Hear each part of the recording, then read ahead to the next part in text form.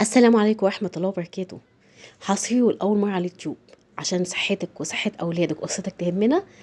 عملت النهاردة الفيديو الجامد دوت. أول مرة هتشوفوه على اليوتيوب إن احنا ازاي نسيح السمنة على البارد. وفري بقى مجهودك والغاز وقفة البوتاجاز والناس اللي عندها مشاكل صحية. بجد الوصفة دي رائعة جدا ومفيدة جدا ليكم كلكم. وكمان للناس اللي عندها مشاكل في القلب او كوليسترول او اي حاجه خالص. وهنستفيد بالسمنه بتاعتنا بكل حاجه فيها. خليكي معايا لاخر الفيديو وهقولك على معلومات مهمه جدا جدا فيها والله مش هتندمي. نقول بسم الله الرحمن الرحيم والصلاه والسلام على اله وصحبه اجمعين. اللهم اجعل اعمالنا صالحه وخالصه لوجهك الكريم، ولا تجعل الناس منها شيء ولا شيطان منها نصيب، وتقبلها اللهم منا بقبول حسن. لو اول مره تشوفي قناتي يا ريت تشرفيني بالاشتراك وتفعيل زر الجرس عشان يوصلك مني كل جديد. لو عجبك الفيديو بقى ما تنسينيش في اللايك والشير لاهلك واصحابك وحبايبك وتعليق الجميل اللي بيساعدني. ويا تشاركي عشان تعم الفايده وليكي نصيب ان شاء الله في الاجر. اول حاجه انا بقى محوشه القشطه بتاعتي زي ما بيقولوا كده تحويشه العمر بجد. محوشه كميه قشطه كده من وش اللبن وبحطها في علب في الفريزر وافضل ايه يعني فتره طويله لحد ما اعملها. حوشت الكميه بتاعتي بتاعت القشطه بعد ما طلعتها من الفريزر وسبتها تفك معايا. هبتدي اضربها معايا او اربها كده. انا الفيديو طبعا كنت عامله فيديو في قناتي اول ما فتحت القناه بتاعتي من سنتين وعملت الوصفه دي والله كان يعني ربنا يا رب كده يمسيها ويصبحها بالخير. المعلمه بتاعتي قالت لي دي المفروض تكون حصر وتسجليها باسمك. وكل اللي عملها كان بيدعي والله العظيم ان الوصفه كانت جميله جدا ومفيده جدا بدرجه لا تتخيلوها. انا هبتدي طبعا بس انا عملتها في الفيديو القديم ان انا كنت بضربها بايديا. في الفيديو المره دي هضربها بالقلب العجان. هسيب لكم برضو اللينك بتاع الفيديو القديم عشان لو عايزين تعرفوا ازاي تضربيها بايديكي لو ما عندكيش عجان. نزلت كل كميه القشطه او وش اللبن بتاعي في قلب العجان بتاعي وحطيت معلقه صغيره من الملح وابتدي اضربها بالكف بتاعي لحد ما تبتدي تتضرب معايا وترب معايا وتعمل كتل. هوريها لكم واحده واحده معاكم ازاي تبقى معاكي ازاي وتطلع كميه اللبن اللي طالع منها. بجد كنز معاكي اللبن اللي بيطلع من القشطه ده. غير انك انت بتعملي سمنه في بيتك وحاجه مضمونه معاكي. شايفين بتبتدي تتماسك ازاي. ابتدت تخش في المرحله بتاعتي ما خدتش منك وقت. وعلى فكره انت لو ربيتيها بايديكي كمان مش هتاخد منك وقت لو هي متجمده. بس افضل حاجه تضربيها وهي ساقعه. ما تسيبهاش لحد ما تسيح معاكي عشان لو انت سبتيها تسيح معاكي هتاخد وقت معاكي في الضرب في ايديكي كده. فاهم حاجه حاولي تستحملي السقوعيه بتاعتها واضربيها واحده واحده. ومش لازم تعملي كميه كبيره كميه صغيره بكميه صغيره. شايفين بقى هتعقد معاكي ازاي بقت كلها متماسكه ازاي. بتلف ازاي معانا ازاي كده بقى عرفت ان هي خلاص اتضربت.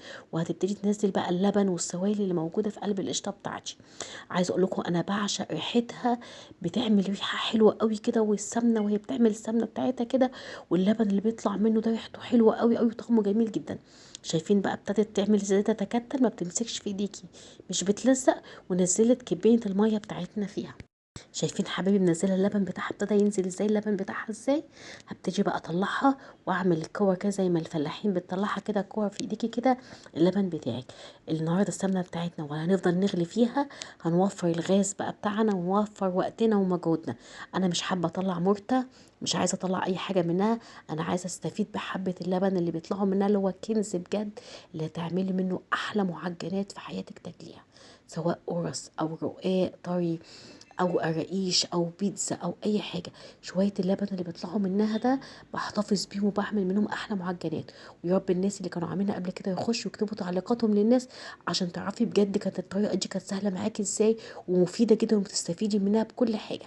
عصرتها زي ما انتم شايفين كده وبنزل اللبن كله منها وابتدي احطها في الحله بتاعتي. زي ما انتوا شايفين شايفه مش بتلزق ازاي في ايديا. بتطلع معاكي كده كور زي ما هي كده بتنزل الميه اللي فيها. وايه وقطع السمنه بتاعتك بتفضل معاكي موجوده زي ما هي متماسكه كده معانا. بص انا حبيت بس ان انا اوضح لكم في الطبق التاني ان هي بتنزل اللبن او السوائل كده زي اللبن بالظبط.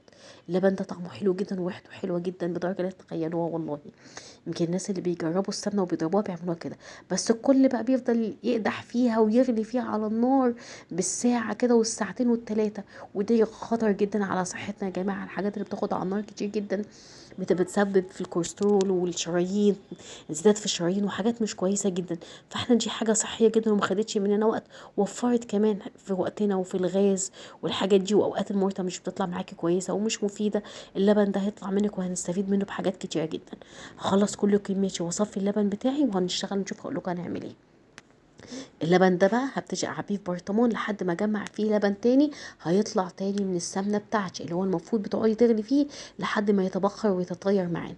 انا هبتدي احط السمنه بتاعتي على النار واقلب تقليبات بسيطه لحد ما تفك معايا بس. بص حبيبي، انا مولعه النار بتاعتي على درجه حراره متوسطه وافضل اقلب معايا، مش عايزاها تسخن، انا عايزاها تسيح. لو سخنت معاكي وسبتيها هتلاقي اللبن اللي تحت ده تكتل بقى عامل زي قطع الجبنه كده، ومش هيبقى حلو. انا عايزاه يبقى لبن سايل اعجن بيه، ميبقاش قطع، عشان ما اضطرش ان انا اضربه في الخلاط. لو جمد معاكي كده هنضطر ان انا اضربه في الخلاط وكده. قلبت معايا لحد ما ساح معايا، طفيت النار بتاعتي وهفضل اقلب لحد ما الكتل دي كلها تفك معايا وتسيح. بعد ما هتساحت معايا خالص كلها ما بقاش فيها كتل، بص حتى مش سخنه ازاي، بمد ايديا فيها لسه بارده، بس يا دوبك ان هي ساحت معايا بالظبط، ساحت بس ما سخنتش معايا، عشان خاطر اللبن اللي تحت يفضل زي ما هو حليب لبن كده، ما يبقاش عامل كتل زي الجبنه معايا. هبتدي بقى احطها على جنب لحد ما تبرد خالص، واحطها في التلاجة لحد ما تتماسك معايا وتبقى قطعه واحده، ونشوف هنكملها ازاي. بص حبايبي، بعد ما طلعت بقى من التلاجة جبت البرطمان ده اللي بعبي فيه اللبن، طلعت معايا طبعا متماسكة وجامدة جدا. فطبعا عايزة اطلعها من الحلة بتاعتي، هطلعها ازاي؟ هقطع 4 تربع عشان اعرف افصلها واضغط عليها عشان تطلع معايا الكتل زي ما هي كده. طلعت بقى بايديها على قد ما اقدر زي ما انتوا شايفين اللبن تحت عامل ازاي. هبتدي اخد قطع السمنة بتاعتي وانزل كل اللبن اللي موجود فيها زي ما انتوا شايفين بطرف السكينة. هجيب الاسباتشولة دلوقتي وهعمل بالاسباتشولة كمان وانزل كل السوائل واللبن اللي موجود معايا، واتفضلت معايا السمنة بس من غير اي سوائل. هتقولوا لي بتعيش معاكي؟ بتعيش معايا فترة طويلة جدا. بصوا بقى اللبن طلع معايا قد ايه معايا، كمية لبن ما شاء الله، وحيدة جميلة جدا. هعبيها في البرطمان بقى، هنعمل بيها رقاق طري، هنعمل بيها قرص طرية، هنعمل بيها بقى حاجات بقى للسحور رمضان. كل سنة وانتم طيبين، رمضان خلاص على الابواب. هبتدي بقى انزل، نضفت حلتي بقى نضيفه كويس مفيش نسبه ميه خالص. ابتدي احط السمنه بتاعتي في قلب الحله تاني، واقلب تاني على النار مع التقليب المستمر زي ما انا بوريكم كده. انا عايزاها برضو تسيح بس مش عايزاها تغلي على النار، كل ده على البارد، مش عايزاها غليان، مش عايزاها تغلي، مش عايزاها تاخد تتعرض للسخونيه جدا، عايزاها تبقى حاجه صحيه وفي نفس الوقت تلاقي طعمها وريحتها، هتشوفي الفرق فعلا فيها ازاي في استخدامها. هتسيح معايا بالمنظر ده كده. هتشوفي الوش اللي بيطلع ده حاجات بسيطه خالص، حاولي تشيليه بالمعلقه خالص كده الريم اللي بيطلع دوت، لان دي برضو بقايا القشطه اللي او المرته اللي كانت بتطلع معانا. لميها بالمعلقه كده وحطيها في برطمان اللبن بتاعنا الكنز بتاعنا ده، حطيه فيها في البرطمان بتاعنا، وابتدي اصفيها بقى بالمصفى. هتلاقي دي القطع كلها دي بتنزل، والسمنه بتاعتك صافيه وجميله ما فيهاش نسبه ميه ولا لبن خالص، هتعيش معاكي فتره طويله. اعملي الكميه واعمليها وعلى ضمانتي. وعايزه بقى دعواتكم وشير كتير كتير عشان الفايده تعم، ويبقى ليكي اجر فيها ان شاء الله وثواب باذن الله.